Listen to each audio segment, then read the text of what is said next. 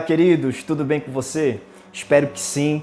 Aqui estamos tudo bem também, graças a Deus. Seja muito bem-vindo a mais uma aula da nossa plataforma de cursos Missio Day. Estamos muito felizes de estar com os irmãos nesse processo, nessa jornada de aprendizado da Palavra de Deus. Isso é incrível, isso é maravilhoso, meus irmãos. E hoje chegamos na nossa terceira aula, onde nós vamos fechar o entendimento do propósito de Deus num aspecto geral.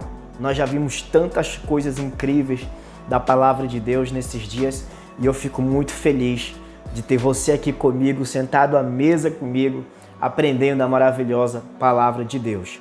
Tá bom? Que o Espírito Santo nos ajude em mais esta aula e que você seja impactado pelo poder da Palavra de Deus. Hoje nós estaremos fechando essa primeira parte para que na próxima aula nós vamos começar a falar sobre identidade. Vai ser algo extraordinário. Nós tivemos alguns atrasos esse mês, nos perdoe, meus irmãos, tá bom?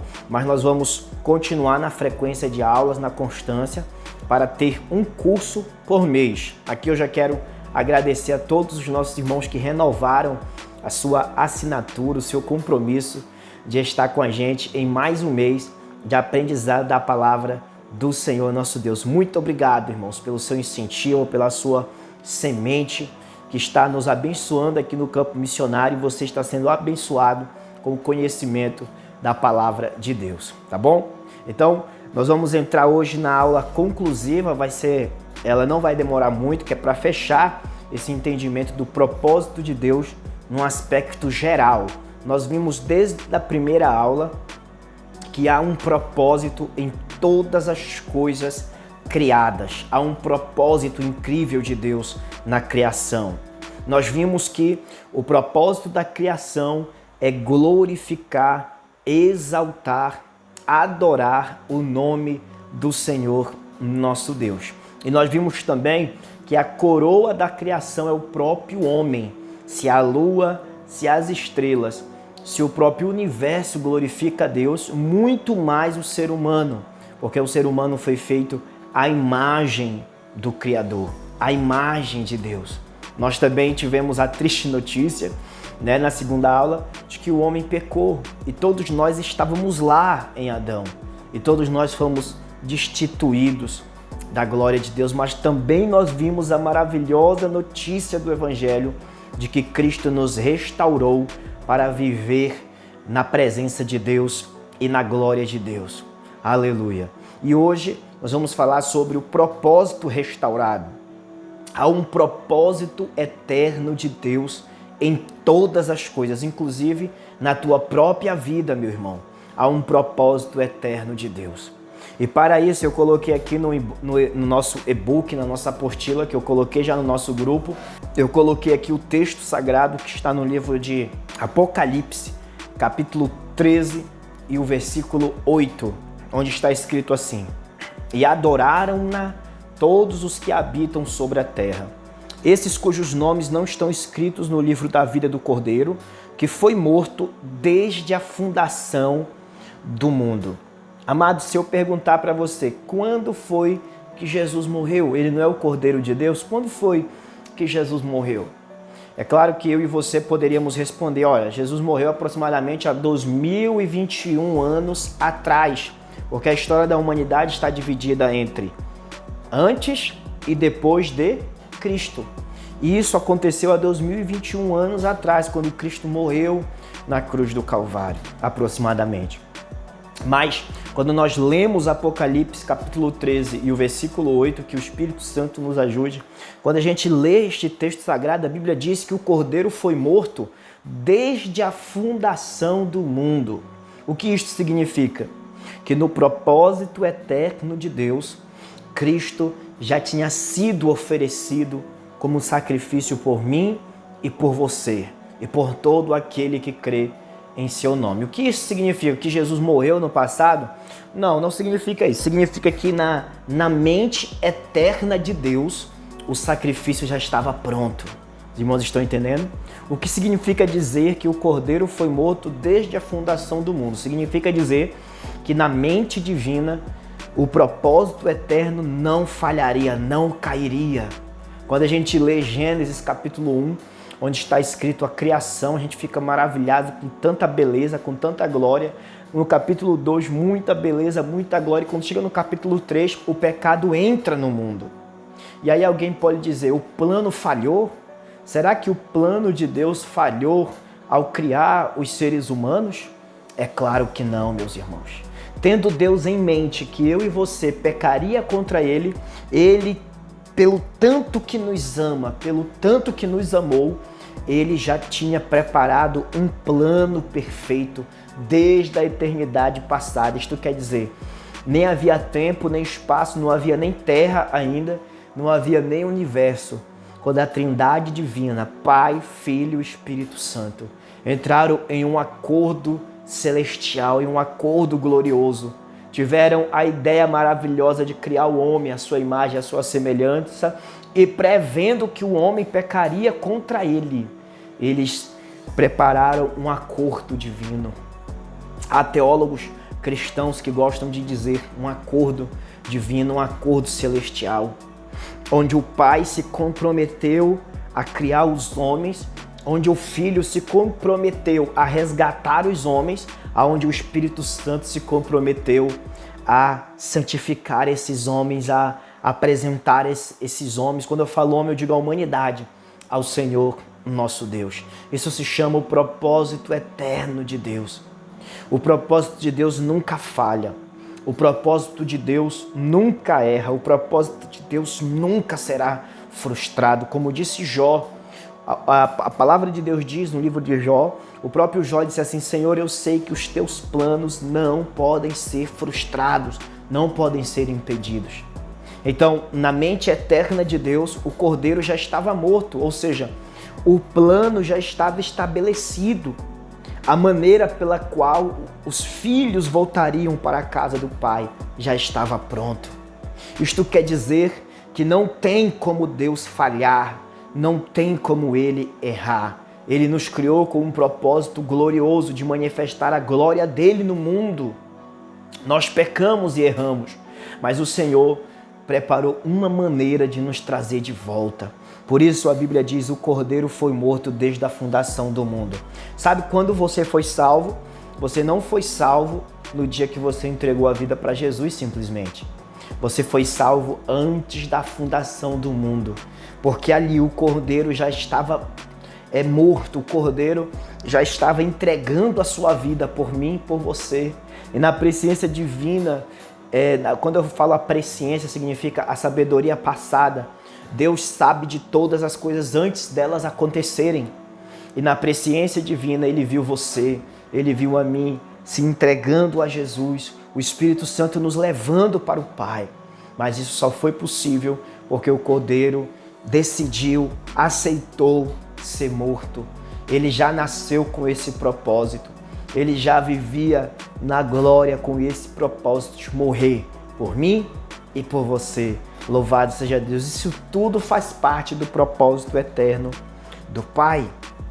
Então, o propósito restaurado é acreditar, entender que o nosso Deus nunca perdeu o controle da situação.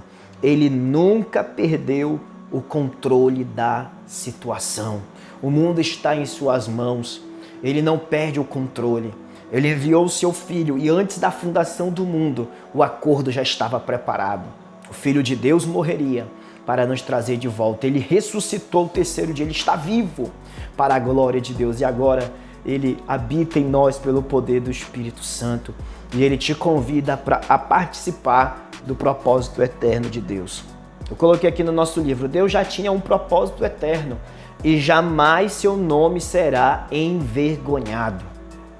E nos propiciou um caminho, a fim de que participemos novamente com Ele da restauração de todas as coisas, revelando sua glória ao mundo. Vivamos então para a glória de Deus. Então veja só, o pecado entrou no mundo trazendo ruína, trazendo miséria, trazendo dor, trazendo desordem, trazendo trevas para a humanidade.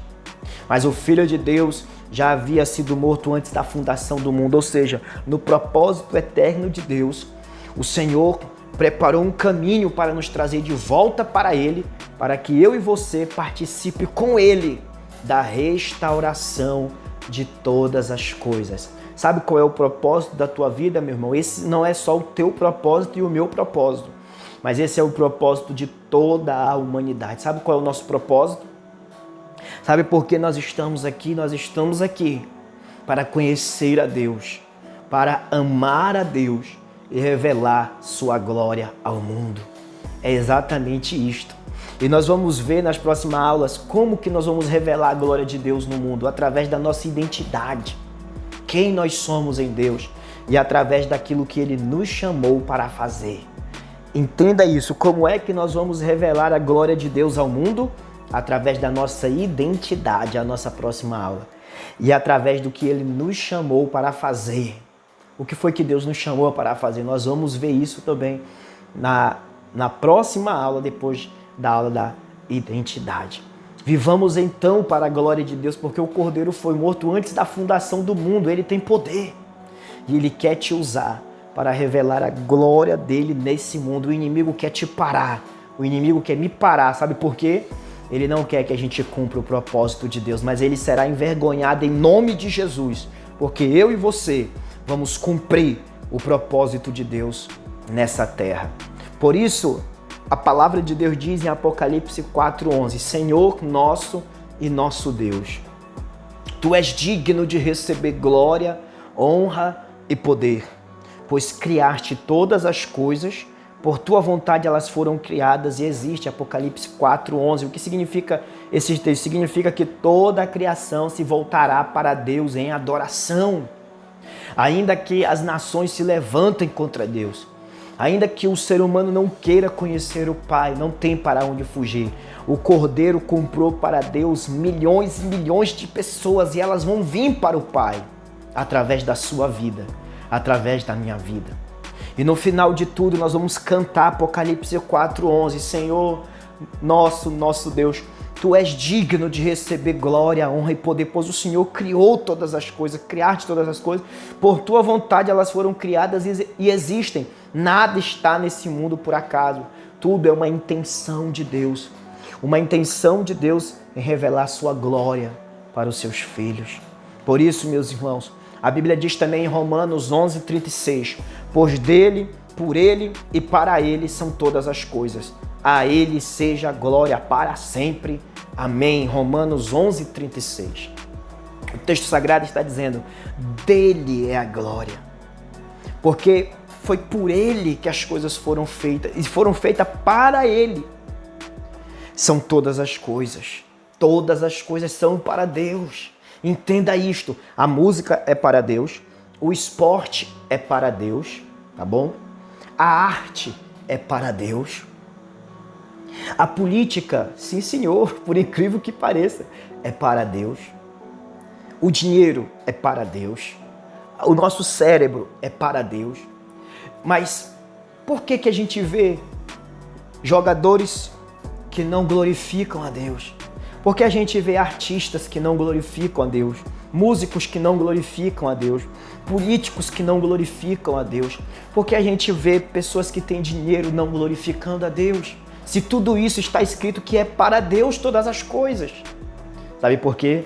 Porque essas pessoas não estão no propósito de Deus. Elas estão vivendo longe. E em vez de glorificar a Deus, estão envergonhando o nome do Senhor.